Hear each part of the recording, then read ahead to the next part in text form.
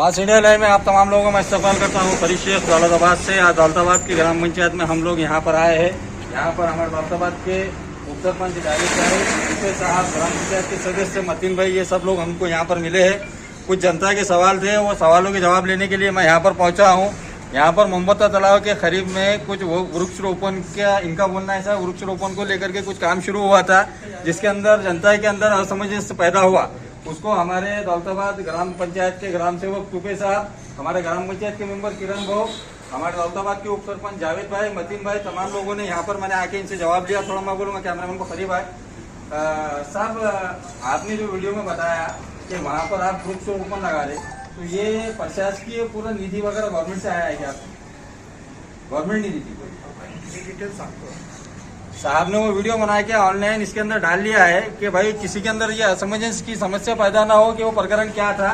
उसी तरीके से मैं हमारे दौलताबाद के उप सरपंच जावेद भाई भी हमसे जुड़े हुए, मैं इनसे भी पूछूंगा। जावेद भाई, आपके रतन जी मोहल्ला मोमिनपुरा ये 2-3 काम रास्ते के रुके हैं, जिसके ऊपर जनता की तरफ से सवाल किया जा रहा है, इसको लेकर आगे आपकी प्रक्रिया क्या है? इसके बारे में बोलिए। झाडासाठी सरकारी अनुदान मिळणार आहे आणि 26,000 रोप त्या ठिकाणी लावण्यात येणार आहे चांगल्या प्रकारचे। आणि जी पडीक जमीन आहे आपली, तिचं नंदनवन करण्याचा शासनाचा उद्देश आहे। आणि माननीय जिल्हाधिकारी यांच्या परवानगीने महाराष्ट्र ग्राम सामाजिक परिवर्तन या संस्थेच्या माध्यमातून सरकारने त्या संस्थेला निधी पुरवलेला आहे। त्या संस्थेच्या माध्यमातून हे काम होणार आहे आणि त्याची 3 वर्ष आपल्याला जोपासना करायची आहे। गावकऱ्या आपण फक्त जागा देऊन गावकऱ्यांनी झाडाच्या वाढीसाठी आपण त्यांना मदत करायची। दखल घ्यायची असती साहेब, ते तिकडे जुनी कबरी किंवा परंपरा जागा आहे, काही मुस्लिम समाजाचे धार्मिक स्थळ तिकडे आहे, तर त्याच्याबद्दल काय उपाययोजना केली आहे का? कबरीच्या ठिकाणी आपण कुठलाही हस्तक्षेप करणार नाही। कबरी मी आताच सांगून आलो तिथं जाऊन, तर कबरीच्या जागा सोडून द्यायची। तर रिकामी जागा आहे, खराब जागा आहे, बाबळीचे झाडं वगैरे रोपटे झाडं झुडपं ते काढ आणि तिथं आपण झाडं लावू, एवढाच उपक्रम है। उसी तरीके से दूसरा सवाल एक ये भी है कि भाई आने वाले दिनों के अंदर रास्ते को लेके एक सवाल निशान उठा है कि वार्ड नंबर 4 के अंदर रतन शर्मा के घर से लेके तो महीन भाई के घर तक जाने वाले रास्ते के लिए आपकी क्या उपाय है? हमने सिरसाब साहब से बात करे, अभी उनके जो पीए है राजपूत साहब, उन्होंने अपने भी शब्द दिए कि अब खुद हो गए 1 से 1.5 महीने में इंशाल्लाह अपना प्रोग्राम चालू है। इसी की जानकारी लेने के लिए मैं यहाँ पर फरीद भाई रहे गहरान में झाड़ लगाने के बाद, तो एक झाड़ लगाना बहुत अच्छा है। ये साल देखिए अपना टेम्परेचर कितना हुआ, तो झाड़ लगाना कुछ गलत बात नहीं है। और एक झाड़ नहीं लग रहा, 25,000 झाड़ लगाने वाले। और मैं ये भी बोलना चाहूँगा, आपको जो गलत फहमी हो रही ना, तो आप कॉल करके कंफर्म कर लो, किसी के बहकावे में आके किसी के सामने कुछ बोलो मत, है ना। हमने जब कब्रिस्तान तोड़ रहे थे, जब हमने मुद्दे उठाए, और हम ऐसा नहीं कर सकते, एक जिम्मेदार इंसान है हम पूरे गाँव के।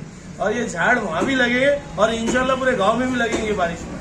ये मतीन भाई थे जो कुछ दौर के अंदर यहाँ पे जो सवाल उठे थे उसका वो जवाब देते हुए, और मैं आगे चल के उम्मीद करूंगा मतीन भाई और मैं दौलताबाद के उत्तर पर दोनों से मांग करूंगा, मास इंडिया लाइव की जानिब से ये मांग करूंगा कि दौलताबाद के अंदर एमएससीबी के कुछ पुराने पोस्ट, पुराने खंभे हैं जिनकी हालत खस्ता हो चुकी है। मास इंडिया लाइव तमाम दौलताबाद के आवाम की तरफ से आपसे ये मांग करता है कि आप जल्द से जल्द एमएससीबी को, मैंने कल ही इंजीनियर साहब से बात कर रहा, वही ताल्लुक से इंशाल्लाह वो भी काम बहुत जल्दी हो जाएगा। मास इंडिया लाइव में मैं फरीद शेख, आगे भी आपको पूरी रिपोर्टिंग देते रहूंगा मैं दौलताबाद से। आज आम्ही दौलताबाद येथील या ठिकाणी गट नंबर 11 सरकारी गायरांमध्ये आलेलो आहोत। 2 दिवसापासून या ठिकाणी ग्राम सामाजिक परिवर्तन या संस्थेच्या माध्यमातून घनवृक्ष लागवड करण्यात येणार आहे आणि त्यासाठी सरकारी गायरान जमिनीची या ठिकाणी साफसफाई करण्यात येत होती। परंतु दौलताबाद येथील काही नागरिकांचा या ठिकाणी संभ्रम झालेला आहे की हे नेमकं काय करतात किंवा इथं काहीतरी जागा बळकावण्याचा प्रयत्न, अशा प्रकारचे सोशल मीडियामधून गावामध्ये प्रचार करण्यात आला, त्याची माहिती आमच्यापर्यंत आली।